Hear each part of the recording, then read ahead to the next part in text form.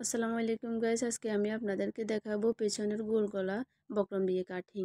এর জন্য আমি লম্বায় 5 ইঞ্চি, পাশে 8 ইঞ্চি কাপড় নিয়েছি। প্রথমে 3 ইঞ্চিতে দাগ টেনেছি, এরপর 4 ইঞ্চিতে দাগ টেনেছি। এর জন্য গলার জন্য একটা বক্স করে নিতে হবে। এবার আমি বক্সটা টেনে নিচ্ছি। এটা হচ্ছে পেছনের গোল গলা। এবার আমি রাউন্ডটা দিয়ে দিচ্ছি।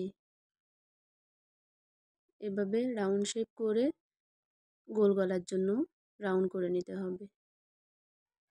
এখন আমি বাহিরের দিকে এক্সট্রা 1 ইঞ্চিতে দাগ টেনে নিচ্ছি।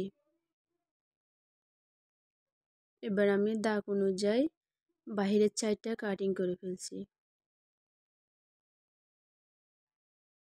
এবার দাগ অনুযায়ী ভেতরের পাশটা কাটিং করে ফেলতেছি।